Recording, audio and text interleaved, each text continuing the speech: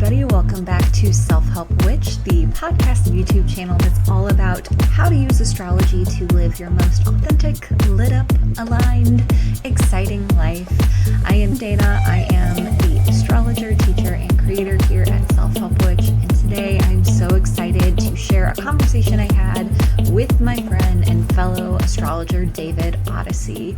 You may know David from his prolific writing on nylon, but if you have never encountered his work before, you're in for a real treat.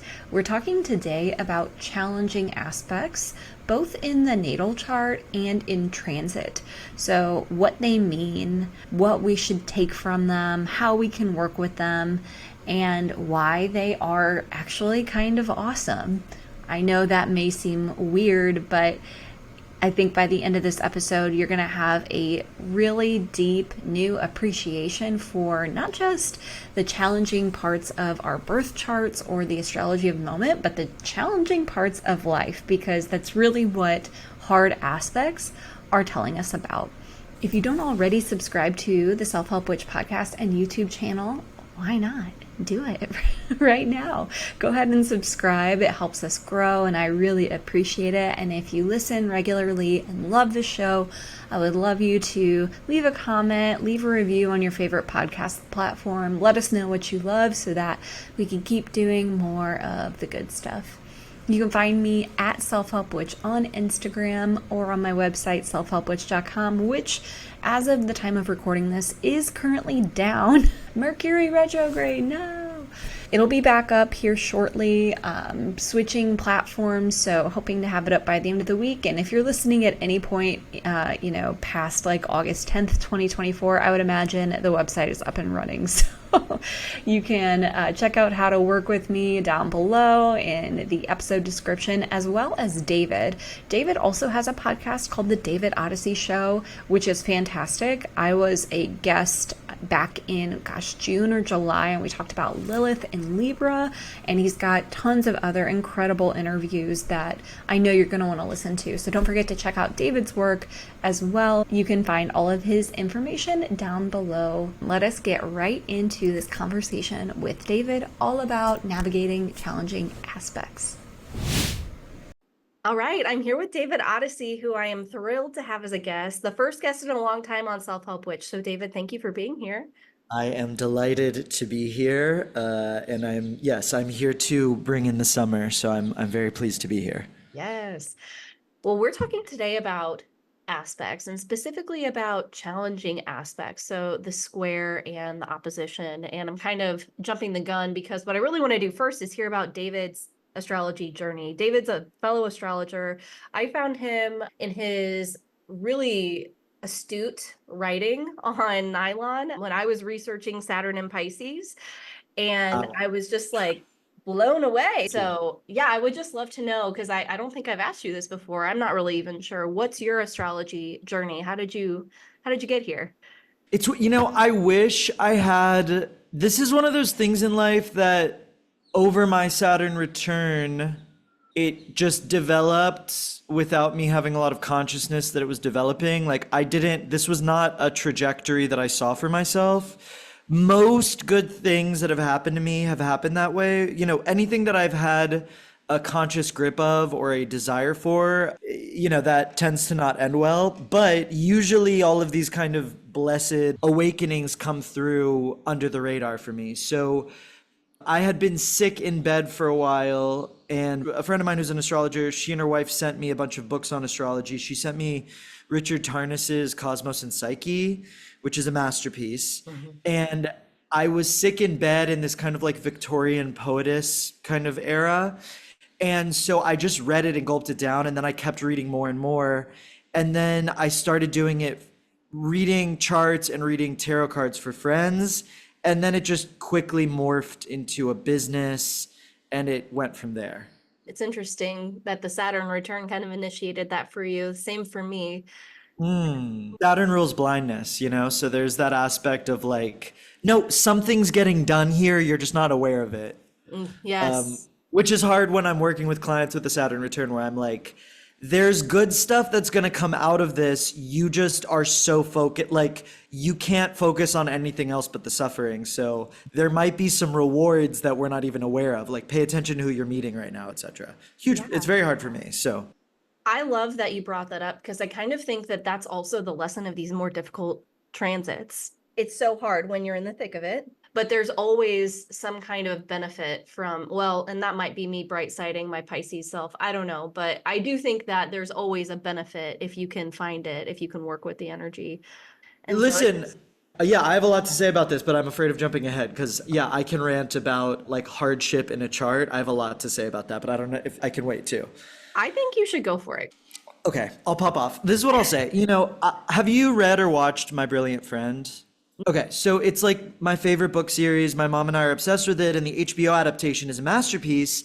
And my mom and I were talking about how well done the casting is because we're both rewatching it, because it's about these young women post-war Naples and about like everything they face economically through gender, et cetera, et cetera. So it's these young women who have experienced a lot of hardship. And I was saying to my mom, something I resent in Hollywood is that there's always new ingenues who are just basically like, who look just like Instagram faces. And it's like, you might be a good actress, but like, who are you? And the actors that they got on this show have something in them where you can see that they've experienced hardship, which makes them more true to playing realistic human beings. And it just made me think about like, yeah, you need someone when you're talking about going places in life, you want to engage with someone who's kind of been through it. It's a little bit frustrating. Like, this is the issue, and you and I have talked about this, like in the wellness sphere. It's like, I don't really want to just be in cushy yoga spaces. There's got to be a little salt and bitterness in there. And I do think that these harder aspects or these bigger challenges, I don't want to say they build character because that sounds so punishing, but there's something there that gives you a little bit more to add, you know? How does that feel to you? Completely accurate, and kind of what I've been thinking about too in preparation for this conversation. Have you ever seen the Netflix documentary Stutz? Okay, it's Jonah Hill directing a documentary about his therapist, Phil Stutz, and kind of going through this guy, Phil Stutz's paradigm for therapy. And a huge component, and I am obsessed with it. I loved it, and I bought all of his books. It's something about life lessons, what only adversity can teach you. One of his books is, and so he's talking about, look, life is suffering. We're going to suffer. It's inevitable. We can't get around it. And any kind of leader who tries to convince you otherwise, any kind of paradigm that tries to convince you otherwise, you're deluding yourself, and you're actually going to suffer more because you're denying the reality. And I think that these more difficult transits, like as you said, they can help us kind of deepen our experience with what is and just become a little more well-rounded, which, like you said too, it also sounds so punishing. It's really hard to talk about this without sounding like, well, you're just gonna suffer, but that's what it is. And I would prefer that to like, because look, everyone knows this, and this is like a sad truth. You know, this is Fran Lebowitz's thing about like, when babies are born, if they had the choice to look around the room at what they arrived to, most of them would say like, I'm going back. Like, this is not the deal. I never accepted this deal. I don't know who these people are. This is not, you know, sometimes we have to admit like, yeah, some people are luckier than others. Right. However, the divas I worship or the dames I worship, if you look at their charts, there's some fucked up shit going on. Like, if you look at Tina Turner's chart, it is brutal. It is like boot camp basic training. It is like crawling through mud and barbed wire. And you're like, yeah, not everyone who goes through that is going to become Tina Turner. A lot of people might just be flattened or never even make it out of the mud. And also, I don't think, I wouldn't wish at Tina Turner's experience on anyone, but there is that thing of like, something got polished, something got perfected, and what came out alive was immortal, you know? You need if you want a Patti LuPone or an Elaine Stritch or a Britney Spears, it's like, there's gotta be a little, to get that diamond, it needs to be in extreme circumstances. 100%. It's helpful, I think, and the reason I wanted us to talk about this is because every chart is going to have these crunchy parts. It's inevitable. We all have challenges. Just to get back to the idea that like we can't avoid suffering, and we can see where that might come up in the chart. But the benefit of that is we can also figure out how to work with it. We can have a little more awareness around it. I also don't really, this doesn't really happen to me, but I don't really want a client who's like sailing through. Yeah. Like with my clients, I'm always like, it always feels like we're on a trajectory together, and it's like, now it's a hard period. Now you've gained something and I'm seeing you awakening. So yeah, to me, it's the spice of life. So yeah. Well, let's take a look at the Thema Mundi. Do you want to?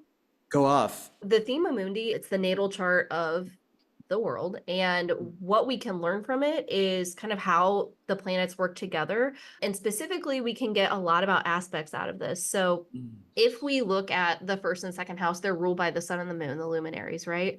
And we can also get a flavor for the aspects based on what they're aspecting in the chart. So if we look at 2 whole sign houses out from either luminary, we're in Venus ruled signs. So we get the idea that sextiles are of the nature of Venus.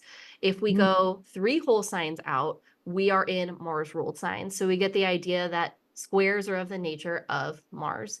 And with trines, it's Jupiter ruled signs. So they're like Jupiter. And with oppositions, they're like Saturn. Okay. Wow. So that's really fascinating to me. Yeah, I love that.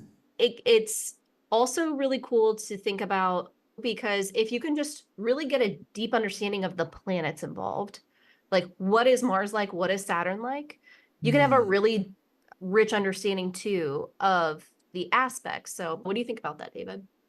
I never thought of it that way. I think that's lovely. And yes, it matches up. The other thing I would say about aspects is just look at the geometry, just like look. Sometimes with this stuff, this happens with tarot too. It's like, literally, what are you looking at? When you see that the triangle of a trine, it feels a little bit more harmonious. There's something about those hard 90-degree angles of the square that feel a little bit more hard. Right. Yes, what you're saying is really feeding that, and I'd never considered it that way before. I love that. The square, the literal shape of the square, I think is important to remember too, though. I always thought of it as like, I'm looking right now at a wall, the corner of the wall. You can't see who's coming around, so you're about to run into each other. There's something there's just something challenging about it. There's something that might kind of catch you off guard, but I also think about it as sandpaper, sort of like the friction you need for something, like you were talking about earlier. This idea of polishing feels relevant. Yes. I always refer to the square as the backseat driver who's just like putting in that little commentary that's going to like, all right, fine, I'll change direction. It's just enough to piss you off, get you there. But yes, there is something Martian about that. So that's a nice way to think about it. The other thing with the square is it's always going to involve signs with the same modality. So anyone out there listening that is dealing with a square in their chart, consider the modality. Like I have, my whole chart is like a Pisces stellium and a Gemini stellium. And so I have this big square between these double-bodied mutable signs. And when I consider what that means, like what the energy of a mutable sign is, it feels very relevant. And so that might help anyone trying to kind of figure out what their own personal squares mean in their chart. Yes, it's because of that, whatever the square is telling you, this is what happens when people get under your skin. It's like you can't castigate or disregard what they've said because some measure of truth is there that's still irritating you. So with a square, because it is in the same kind of sign, they are speaking your language. Whatever that thing is, it is in your frequency enough that you're receiving it. It's not totally ridiculous. So it's the sort of critical feedback or challenge that is in your ecosystem for a reason. When we think about like a Saturn squaring your sun, it's that sort of a thing of there's something that keeps coming in from the side, even from that 90-degree periphery, to get in your way or throw a challenge in your way, but it has some evolutionary necessity, which is not to crush you, but to force you to, okay, next time I'll see this one coming and I'll be able to swat it out. It gets you stronger. To bring up Drag Race, like Valentina's bomb on Drag Race, when Valentina had her catastrophic lip sync, it was clear that this was someone who hadn't really bombed before. And you actually need to bomb before you're on international television so that you've had experience of failure and then you can adapt more. So it's just that comes to mind, not to derail us too much. I'd like to keep it on, please. Yeah, exactly. And RuPaul's like, girl, you can see RuPaul's like, okay, I'm going to have to be the one. RuPaul has to be Saturn basically and be like, all right, girl, the party's kind of over. Of course, Valentina then redeemed herself, but you need that someone like Elaine Stritch, who had a Saturn Sun square, like nothing could surprise her. Nothing. Stephen Sondheim could scream at her and it was fine. She could scream back, Yeah. The beauty of the struggle. That sounds so like, I hate that. I don't know how to talk about this in a way that's not like, doesn't sound trite or feel cliche, but Totally. I don't know. It's there. It's not everything happened for a reason, but everything did happen, Yes. So let's make sense of it. Yes. Now, what about the opposition for you? I know you have a Sun-Pluto opposition. Yes. So my chart is also deranged, and I had an astrologer tell me that my life wouldn't even start to feel like okay until after the age of 33, which I agree. Just because, my chart I have a grand cross, I think, and I have 2 T-squares, which we'll talk about. So Sun-Pluto opposition is a little bit there are a few Taurians, including me and Amber Heard, who have that, and Nietzsche had it, but in different signs. That's like, it's really intense. But oppositions generally, I think, are the most interesting dialogue. It is this incredible, it's this incredible back and forth, which for me is exhausting because I feel like I'm getting thrown, especially Sun Pluto, which is literally like Apollo versus Dionysus, and it's like sun versus underworld. It's so apocalyptic, but it is a fascinating dialogue and a fascinating duality because you have these two forces that are trying to reconcile, which I think is kind of, it can be a really interesting dance. It can also be like, this is how I feel this week. I'm like, all right, I kind of want off the ride. Like, when am I going to feel somewhere in the middle? So it carries both. Yeah. What do you think about them? I love what you said about, just the idea of both. Like, I think of the opposition as like a both and situation. I was reading earlier, just in prep for this, something from Demetra George, and she was talking about the aspects being like a dance, and different parts of the aspects are like the different formations that you could be in. So if we're thinking about the opposition, maybe it's a dance off, right? And it's like two different styles of dance, and we're kind of facing off. But what it can do is give you such a rich understanding of the duality of whatever signs are involved, the houses that it's activating too. Yes, and my Sun Pluto opposition is between my 6th house of the body and my 12th house of like the mental health and the dark domain. So there is this aspect of like resurrection, death, another rebirth that is intoxicating and frightening, but also it is revivifying. And like, I have led many lives, so like it's real. It's interesting too. The other thing with oppositions, when we're thinking about a transiting opposition, that to me is like the planet that's getting opposed is being called on to like, all right, bitch, you need to step up now. Yes. Like, You are the light, you are getting the face off is now. Like, this is it. You have to step up right now. How do you feel about that? Completely. I was imagining like a spotlight, you're like Yeah. out in the woods and someone's like shining a light, like, all right, who are you? What are you doing? Yeah, absolutely. And thinking about oppositions that I was just looking at my chart yesterday, kind of historically. I love to look back at times in my life and see what was being activated. And Yes. I was noticing a Uranus opposition to my Lilith right around, which is my seventh and first, Lilith in the first. I was like ending an engagement. It Yeah. was just a lot of Yeah. very powerful manifestations. I love that. And also, what's really interesting is when a transiting planet opposes the same natal planet, which means, let's say you were born with, if you were born with Saturn. All right, I was born with Saturn in Capricorn. So when I was 14 and Saturn was in Cancer, Saturn was opposing itself. I was having my Saturn opposition. That also happens in your 40s. Also in your 40s, you have your Uranus opposition. Uranus makes its way halfway through your chart.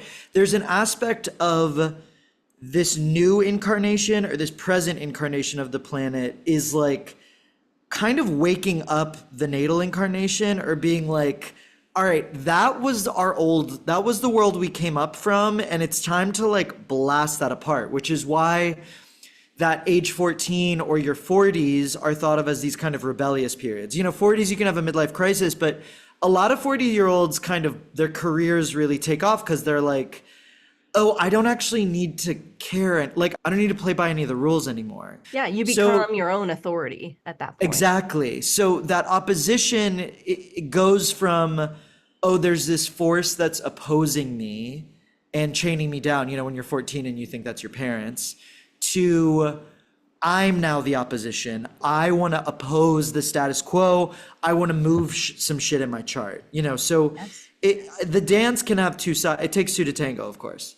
I'm glad you brought up the transits as a part of this conversation. Yeah. And speaking of Cosmos and Psyche, the Saturn and Uranus parts of that book, discussing the Saturn-Uranus cycles, are like, get the book for that, if nothing else. Although the whole book is Wow. incredible, that really helped me understand, the life from a more just kind of a more zoomed out view. These Yes. Uranus and Saturn cycles are very, very important, and they kind of get slept on in the minutia of our day to day, like the sun is sextiling Venus. But No, and also you have your Saturn return, but when you have these planetary oppositions, it's like, oh, this is big, and I was at a birthday party yesterday and people were asking me random astrology questions. And there were two Virgos who were like, well, what's going on for us right now? And it was like, well, it's hard to explain this, but Saturn is probably opposing your sun. So Saturn's in Pisces, you're a Virgo. Saturn is putting your sun through something right now. It is forcing some change, but it's kind of hard to explain that out of context, that like, no, this is going to be a big one. And listen, this is hard to say because I've had a lot of clients who their Saturn returns are over and they're like, well, why am I still suffering? One of my clients, she has a Virgo stellium. So now her Saturn return in Aquarius ended, but she's got Saturn pounding on all of these planets in Virgo. And it's like, there's something that isn't done cooking for you yet. And like, I hate to be the bearer of that bad news, but once this is over, you'll be indestructible, yeah, I think that's a really good point. None of this is happening in a vacuum. You've really got to look at the chart and have an understanding of what else is going on. And of course, there's other transits happening too that could be mitigating or speaking to how this experience is showing up. And so that's really useful, I think, for people to hear. Everything, I think like all we're promised is refinement. You know what I mean? Yeah. I do believe that we get these big breaks in life and there are big metamorphic shifts that happen that's it, and astrology does indicate that too. Some things that happen are not only once in a lifetime, they're once in a century, but a lot of the rest of it is refinement and polishing and like getting that diamond in the rough, just getting all the schmutz and sand off of it. And you need an opposition or a square to do that. Yeah. I really hope that people will listen to this and feel better about these transits. Just to kind of get back to this idea of, and I think this is why I wanted to talk about this, the superficiality of wellness and like commercialized self-care and co-star astrology, it just really rubs me the wrong way, making everything so one-dimensional. Yes, there is no denying that these aspects are challenging, but they're supposed to be. Right. And I think if you're in the astrology business, the issue is like, if your client is saying, well, I want this to be over now. And you're looking at their chart and it's like, well, girl, you got another 2 years of this particular gauntlet. And then there's going to be another thing in another 3 years, but that'll be of a different nature. It's like, you can't tell lies in that way. Right. I can say there's something in this for you, but I can't say like, you need to manifest harder or you need to Right. think more positively. It's not quite that. It's no, there's something getting ground down right now. Yeah. And also what you said about houses is really important too, because with astrology, there's any opposition is two sides of a coin. Mhm. So if something's going on with your health, it's going to tell us something about what's going on with you psychically and spiritually. If something's going on with your family money drama, it's going to tell us about your own financial identity. So that dance, that face off is necessary. That's super helpful. You just reminded me, I was looking yesterday at Jupiter opposing my natal Pluto. That was right around the time my grandma died. And I got so much stuff. It's like very Wow. classic, like second eight house, but Yeah. you can't have one without the other. It was my family, my shared resources, but it also became my stuff, my resources. Yes. And it's what you just said is so complicated. It's not like, oh, I got a windfall. It's like, well, there's a lot there to unpack, Yeah. literally. Yeah, absolutely. In the astrology world, specifically on social media, there's this undercurrent sometimes that I notice of like bypassing. Okay. What are you thinking? Listen, I am the most myopic, detached, closed off person in the world. So no one is more, when Uranus was on my sun, which was insane, I was not in a place of, I'm learning a beautiful lesson right now and I understand what's going on. I see it all. All of this change is worth it.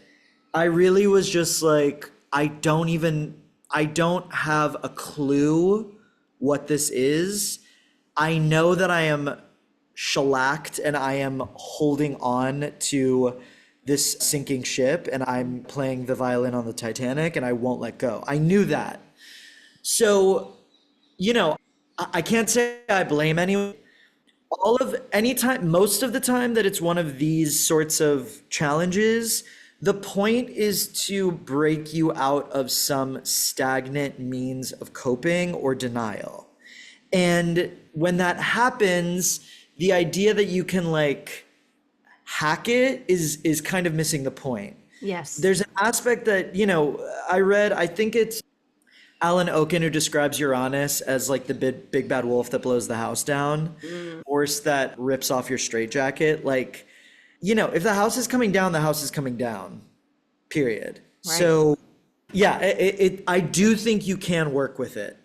There's always some co-creative possibility. And by the way, like that's what magic is. Magic Yes. is basically saying like you're working with the currents of reality to help shape a better reality. But the idea that like you would be working in this kind of isolated vacuum in which you are setting all of the terms and circumstances is cutting out the forces of nature and the seasons and the natural currents of the world, which is death, rebirth, creation, destruction, etc. Thank you. Like you verbalized what I was trying to say. It's this idea that we can avoid suffering that I have a real problem with. Yeah. And that is harmful. It hurts us more in the long run because we're missing the point, as you said. And also what's good about this too is it's like, okay, you are having a Mars Saturn transit. Maybe you need to put on the Prodigy at full volume. I'm speaking from personal experience and scream into a pillow for an hour. And then you're going to feel great. Maybe you shouldn't meditate. Like, Yeah. maybe if Mars and Saturn are hitting or if Mars and Pluto are having an insane square, you need to go take a boxing class and then scream at your mother. I don't know. That actually might do more than any mood Right. board or meditation could do. And then there are also periods when you're having a beautiful moon Neptune thing, and actually you should be dream journaling and you should be doing a Vedic meditation. Great. The point is, astrology is saying all of this is cyclical. So Right. where are you in the cycle right now? Maybe we could just work with this rather than jumping way ahead, you know? Mhm. If we were going to think about, and again, none of this is in a vacuum. We've got to consider the chart, what else is going on. But like generally speaking, if you were going to work with a square and an opposition, my first thought is think about Mars and Saturn. If it's a square, and we know squares are like Mars, maybe you're being called to fight for something. What are you willing to fight for? What is it that you need to stand up for? I'm thinking about like Joan of Arc vibes in the best case Mm. scenario, right? And it might be too that other people are testing you. So it's not always internal. Sometimes it's external. Most of the time, I would say it's both. Yeah. You know, the return is kind of a culmination. So when you have a planet return, there's a sense of we're ending one cycle, we're bringing it to a head. That opposition or that square, Luke Skywalker is able to forgive his father and forgive himself. He's able to redeem himself and his father. But first, they have to face off as enemies because Luke cannot evolve as a Jedi unless he's faced with death. So you need this moment. If you think about Mars as rebelling and Saturn as the authority that's pushing you down, or Mars as the young upstart who wants to burn everything down, it's always interesting to think about who's on the other side. So who's the opponent, who's the adversary, and what do they represent? And that's usually, just jumping off what you were saying, that's the duality we want to cook with. You know what I mean? And if you Yes. feel like it's your industry that's crushing you, or your boss, or if it's in a relationship way, okay, what do we need to face about this that we haven't faced before? Is it that you were delusional about your industry and now your dreams are being shifted and you're disenchanted? Is it that you've been in an abusive relationship and you haven't faced it? Is it that you yourself have been abusing this other thing? There's some sort of like we said earlier, it's a dance. So there's some sort of a dialogue that has to get realized here, If you think about a Saturn square, which is age 21, age 36, that's transiting Saturn squaring your natal Saturn. That's a checkpoint. It's either 7 years to your Saturn return or it's 7 years from your Saturn return. And you're kind of like, all right, what have we been doing? Like, what do we need to kind of edit at this point so that we don't fall into the same old stagnation that we swore we'd never fall into again? So, that it's good. That's a good thing. At age 36, you want to step your pussy up a little bit, right? Totally. And I think that's a good way of thinking about the Saturn cycle as like an editing process. Right.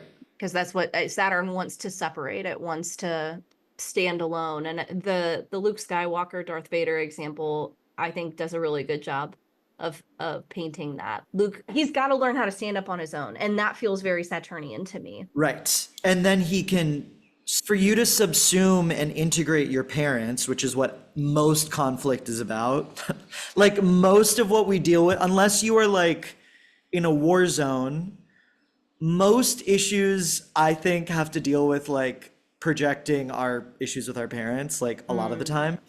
And so before you're able to integrate them, maybe you need to have a blowout fight with your father. Maybe you have to have a screaming match where it all gets out. Great. Okay, now we can move into the forgiveness. So it's just that with anything, things have to come to a head, etc. Can we talk about T-squares, or is that too specific? Yeah, please do. A lot of times in these kind of, I say this as a point of pride because I have them, in charts where people really go to the next level, you'll see something called a T-square, which is an opposition. So two planets that are 180 degrees apart, which then have a planet 90 degrees from both of them. So it forms this like hot red triangle.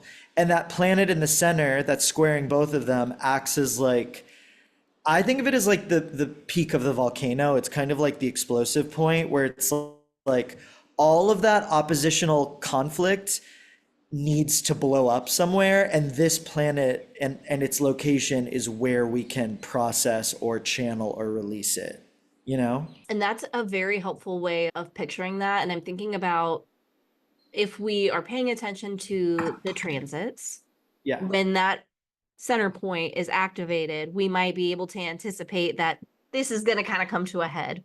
Yes, exactly. And it's good because when we're talking about how to work with this or how to deal, these are really good because these are saying like, all right, look, we know that there is a deep conflict, you know, going on between your fourth house of home and your 10th house of career. It's really giving you these constant identity crises.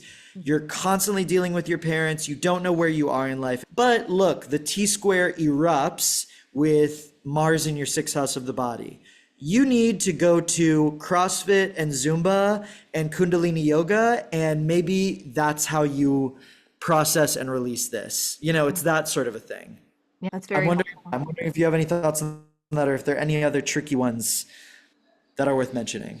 You know, I tend to focus a lot on the quality of the planet, meaning how empowered or maybe debilitated. I know it's a word we kind of like try to avoid, but the quality of the planet matters a lot. Yes. And what kind of assets does it have or not? So I tend to look a lot at the ruler of the place that the planet is in and the bounds that it's in, and think more about like, is this planet helping or is this planet providing more of a challenge? So I know that's like not aspect related at all, but I do think that it helps us understand the flavor of the aspect, even beyond what the aspect is. You know, I have, like I said, Pisces and Gemini all squaring by whole sign, but I have Mars in Gemini. It's squaring Mercury. So a Mars square is going to be extra Marsy, right?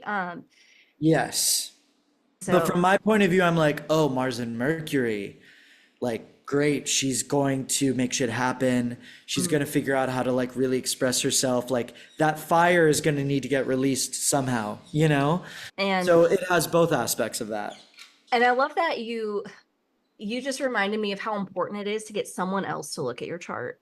Like That is, it is so easy to miss your strengths. And like, this is another reason I wanted to talk about this, because when we do our own birth chart research, like that is so powerful and profound. And also our anxiety can get like through the roof because we tend to see the worst and miss the best. yes. Also, look, if something is sexually repressed, you need maybe a stranger who you paid money to be like, girl, are you bisexual? What's going on? You need someone to be like, what's going on there? There are things like sexual repression, things we emotionally repress. Then we're looking at this thing through a very limited perspective or a framework. And you do need someone to say, look, I'm seeing something here. There might be something deeper going on here than just, you know, I've had clients say, do the planets hate me? Am I cursed? And it's like, no, actually, I'm seeing a lot of good stuff here.